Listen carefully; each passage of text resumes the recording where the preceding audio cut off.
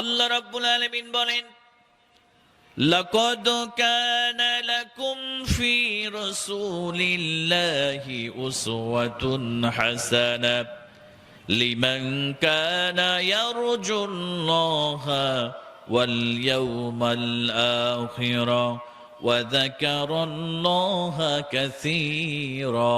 জোরে বলেন আল্লাহু আকবার। আল্লাহ রাব্বুল আলামিন বললেন, লাকাদ কানা লাকুম ফি রাসূলিল্লাহি উসওয়াতুন হাসানাহ। আল্লাহ রাব্বুল আলামিন বলেন, ও দুনিয়ার মানুষেরা শুনে নাও, আমি আল্লাহ রাব্বুল আলামিন এমন একজন রাসূল তোমাদের মধ্যে প্রেরণ করেছি, এমন একজন নবী তোমাদের মধ্যে প্রেরণ করে দিয়েছি। আমার বান্দারা শুনে নাও, এই রাসূলের মধ্যে রয়েছে তোমাদের জন্য সর্বোত্তম জীবন আদর্শ। জোরে বলেন সুবহানাল্লাহ। আল্লাহ পাক বললেন, লাকাদ কানা লাকুম ফি রাসূলিল্লাহি উসওয়াতুন হাসানাহ। দুনিয়ার মানুষ শুনে নাও, আমি এমন একজন রাসূল প্রেরণ করেছি, আমি এমন একজন নবী তোমাদের মধ্যে প্রেরণ করেছি, এই রাসূলের মধ্যে রয়েছে তোমাদের জন্য সর্বোত্তম জীবন আদর্শ। জোরে বলেন সুবহানাল্লাহ। তাহলে আমাদের জন্য একজন সর্বোত্তম জীবন আদর্শ হিসেবে আমার রাসূলকে প্রেরণ করে দিয়েছে। আপনি যদি এই রাসূলের চরিত্রকে, আখলাককে বাদ দিয়ে, রাসূলের জীবন আদর্শকে বাদ দিয়ে আপনি দুনিয়ার অন্য কোনো মানুষের যদি আপনি অনুসরণ করেন, অনুকরণ করেন, আল্লাহ রাসূল সাল্লাল্লাহু আলাইহি ওয়াসাল্লাম বলেছেন, হাদিসে কুদসির মধ্যে আল্লাহ পাক বলেন, আমার রাসূলের আদর্শ ছাড়া কেউ যদি অন্য কারোর আদর্শ মেনে নেয়, আমি আল্লাহ কিয়ামতের দিন তার কোনো হিসাব নিব না, আমি আল্লাহ তাকে সরাসরি জাহান্নামের মধ্যে নিক্ষেপ করে দেব। জোরে বলেন নাউযুবিল্লাহ। তাহলে আমরা সৈনিক হলাম আমার রাসূলের আদর্শের কথা বলে, ঠিক কিনা? অনেকেই বলে না, আমি অমুক দলের সৈনিক, আমি অমুক দলের সৈনিক, আমি অমুক দলের জীবন আদর্শ গ্রহণ করি, আমি অমুকের জীবন আদর্শ ফলো করি। যারা এমন টাইপের কথা বলেন, ভালো করে শুনে রাখেন, একমাত্র কেবলমাত্র নির্ভুল জীবন আদর্শ হলো আমার রাসূল সাল্লাল্লাহু আলাইহি ওয়াসাল্লামের জীবন। কারণ আল্লাহ পাক রব্বুল ইজ্জাত ওয়াল জালাল নিজের জন্য যেটা ব্যবহার করেছে, আমার রাসূলের জন্য ঠিক একই শব্দ ব্যবহার করেছে। সুবহানাল্লাহ বলবেন না? আল্লাহ রাব্বুল আলামিন বলেন, ইয়া আইয়ুহাল্লাযীনা আমানু আতিউল্লাহা ওয়া আতিউর রাসূল ওয়া উলিল আমরি মিনকুম। আল্লাহ রাব্বুল আলামিন বললেন, হে ঈমানদারেরা, আমার অনুসরণ করো, আমার অনুকরণ করো, আর আমার রাসূলের অনুসরণ করো, আমার রাসূলের আনুগত্য করো। আল্লাহ পাক রব্বুল আলামিন এখানে নিজের জন্য আতিউন শব্দটি ব্যবহার করেছেন, আবার রাসূলের জন্য একই শব্দ আতিউন ব্যবহার করেছেন, আর নেতার ব্যাপারে উলিল আমরি মিনকুম ব্যবহার করেছেন। আমার প্রিয় ভাইয়েরা, তার মানে এই পৃথিবীর মধ্যে একমাত্র কেবলমাত্র আল্লাহ রব্বুল আলামিনকে অনুসরণ করার ব্যাপারে, আল্লাহ পাককে অনুকরণ করার ব্যাপারে, আল্লাহর হুকুমকে মানার ব্যাপারে, আল্লাহ পাকের নির্দেশনা বলের পরে আমার রাসূলকে চোখ বন্ধ করে আমরা মানতে হবে, আল্লাহ রাসূলের জীবন আদর্শকে গ্রহণ করতে হবে, এখানে কোনো প্রশ্ন করা যাবে না। কিন্তু নেতার ব্যাপারে আল্লাহ পাক অন্য শব্দ ব্যবহার করেছেন, কারণ হলো নেতার মধ্যে যদি কোরআন না থাকে, হাদিস না থাকে, তাহলে ওইটা গ্রহণ করা যাবে না।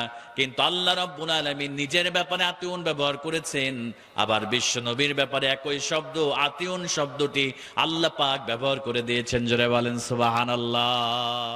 তার মানে আপনি যদি আল্লাহকে মেনে নেন, আল্লাহ পাক রব্বুল ইজ্জাত ওয়াল জালালের কোরআনকে মেনে নেন, তাহলে আপনাকে চোখ বন্ধ করে আমার রাসূলকে অনুসরণ করতে হবে। আপনি যদি কোনো সন্দেহ পোষণ করেন, তাহলে আপনার ঈমান থাকবে। এজন্য আল্লাহ রাব্বুল আলামিন বললেন, লাকাদ কানা লাকুম ফি রাসূলিল্লাহি উসওয়াতুন হাসানাহ। আল্লাহ রাব্বুল আলামিন বললেন, এমন একজন নবী তোমাদের জন্য প্রেরণ করে দিয়েছি, এমন একজন রাসূল আমি তোমাদের জন্য প্রেরণ করে দিয়েছি। এই রাসূলের মধ্যে তোমাদের জন্য রয়েছে সর্বোত্তম জীবন আদর্শ। জোরে বলেন সুবহানাল্লাহ। আমার মুসলমান ভাইয়েরা, আমার নবীজির চরিত্র কেমন ছিল, আমার নবীজির আখলাক কেমন ছিল, ছোট্ট একটা ঘটনা থেকে আপনাদেরকে শোনাচ্ছি। আমার প্রিয় ভাইয়েরা, বিশ্বনবী সাল্লাল্লাহু আলাইহি ওয়াসাল্লাম যেদিন ইন্তেকাল করলেন, আমার রাসূল এই দুনিয়ার জীবন থেকে যখন বিদায় নিলেন, কিছুদিন পরে সাহাবায়ে কেরাম রাদিয়াল্লাহু তাআলা আনহুমরা আম্মা জান আয়েশা সিদ্দিকা রাদিয়াল্লাহু তাআলার কাছে এসে বললেন, আম্মা জান কাইফা কানা খুলুকু রাসূলুল্লাহি সাল্লাল্লাহু আলাইহি ওয়াসাল্লাম। আম্মা জানকে প্রশ্ন করা হলো, আম্মা জান আমার নবীজির চরিত্র কেমন ছিল, আমার নবীজির আখলাক কেমন ছিল, আমার নবীজির ক্যারেক্টার কেমন ছিল। এবার আম্মা জান আয়েশা সিদ্দিকা রাদিয়াল্লাহু তাআলা বললেন, ও আল্লাহর নবীর সাহাবীরা, তোমরা কি আল্লাহর কোরআন পড়ো নাই? আল্লাহর কিতাব কি তোমরা পড়ো নাই? আল্লাহর নবীর সাহাবীরা বললেন, আম্মা জান আমরা কোরআন পড়েছি, আল্লাহর কিতাব আমরা পড়েছি। এবার আম্মা জান আয়েশা সিদ্দিকা রাদিয়াল্লাহু তাআলা বললেন, ও আল্লাহর নবী সাহাবীরা শুনে নাও, তোমার জীবন, তোমার নবীজির জীবন সম্পর্কে, ক্যারেক্টার সম্পর্কে, চরিত্র সম্পর্কে জানতে চেয়েছো, তোমরা শুনে নাও, তোমার রাসূলের চরিত্র হলো আল্লাহ রাব্বুল আলামিনের জীবন্ত কুরআন আল কারীমের মতো। জোরে বলেন সুবহানাল্লাহ। আমার মুসলমান ভাইরা, শুধু তাই নয়, আল্লাহর নবীজির স্ত্রী উম্মে সালামা রাদিয়াল্লাহু তাআলা আনহা তিনি বলতেন, আমার রাসূলের চরিত্র কেমন ছিল। আমার রাসূল যখন রাস্তা দিয়ে হেঁটে যেত, আমার রাসূল যখন রাস্তা দিয়ে গমন করত, আম্মা জান উম্মে সালামা রাদিয়াল্লাহু তাআলা বলতেন যেন জীবন্ত কোরআন রাস্তা দিয়ে হেঁটে যাইতেছে। জোরে বলেন সুবহানাল্লাহ। উম্মে সালামা রাদিয়াল্লাহু তাআলা আম্মা জান বলতেন, আমার রাসূল যখন রাস্তা দিয়ে হেঁটে যেত তখন মনে হতো যেন জীবন্ত কোরআন যেন রাস্তা দিয়ে হেঁটে যায়। জোরে বলেন সুবহানাল্লাহ। তাহলে যে রাসূলের ক্যারেক্টার, যে রাসূলের আদর্শ আল্লাহ পাক এত মহান করে দিয়েছে, সেই রাসূলকে অনুসরণ করার দরকার আছে না নাই? সেই রাসূলকে ভালোবাসার দরকার আছে না নাই? যদি সেই রাসূলের মহব্বত, সেই রাসূলের ভালোবাসা যদি অন্তরের মধ্যে রাখতে পারি, আল্লাহ পাক রব্বুল ইজ্জাত ওয়াল জালাল আমাদেরকে কিয়ামতের দিন আমার নবীজির সঙ্গে, আমার রাসূলের সঙ্গে আমাদের হাসর নাসর করিয়ে আল্লাহ জান্নাত দিয়ে দিবে। জোরে বলেন সুবহানাল্লাহ। আমার মুসলমান ভাইয়েরা, নবীজির হাদিস থেকে শোনাচ্ছি, ভালো করে লক্ষ্য করেন। বিশ্ব নবী সাল্লাল্লাহু আলাইহি ওয়াসাল্লামকে যদি আমরা মনে প্রাণে বিশ্বাস করতে পারি, আমরা কলিজার মধ্যে আমার রাসূলের ভালোবাসা যদি সব থেকে বেশি রাখতে পারি, আমার প্রিয় ভাইয়েরা, আল্লাহ রাব্বুল আলামিন আমাদেরকে বিশ্ব নবীর সঙ্গে কিয়ামতের দিন হাসর নাসর করায়া আল্লাহর জান্নাত পর্যন্ত আমাদেরকে পৌঁছায় দিবে। জোরে বলেন সুবহানাল্লাহ। ছোট্ট একটা হাদিস আপনাদেরকে শোনায়, ভালো করে লক্ষ্য করেন। আন্না রাসূলান সালান নবী সাল্লাল্লাহু আলাইহি ওয়াসাল্লাম, বিশ্ব নবী সাল্লাল্লাহু আলাইহি ওয়াসাল্লাম একদিন তিনি বসে আছেন, এমন সময় একজন বেদুইন সাহাবী এসে বিশ্ব নবীর কাছে চলে আসলেন। আল্লাহর নবীর কাছে এসে জিজ্ঞাসা করলেন, ইয়া রাসূলুল্লাহ মাতা সাআতু ইয়া রাসূলুল্লাহ, ওগো আল্লাহর নবীজি কিয়ামত কবে সংঘটিত হয়ে যাবে?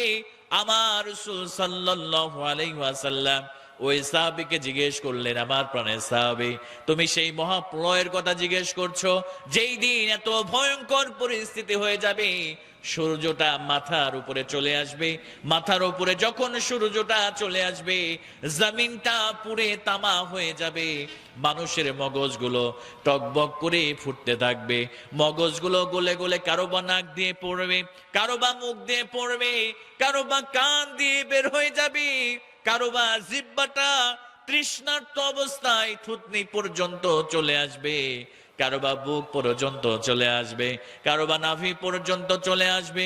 আমার নবীজি সাল্লাল্লাহু আলাইহি ওয়াসাল্লাম সেদিনকে আল্লাহ নবীজি সাল্লাল্লাহু আলাইহি ওয়াসাল্লাম শুধু উম্মতের কথা বলবেন, আর সবার জবানে থাকবে ইয়া নাফসি ইয়া নাফসি।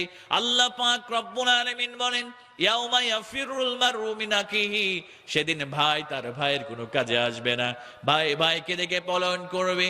ওয়া উম্মিহি, মানুষগুলো সন্তানগুলো তার মায়ের কাছ থেকে পলায়ন করবে।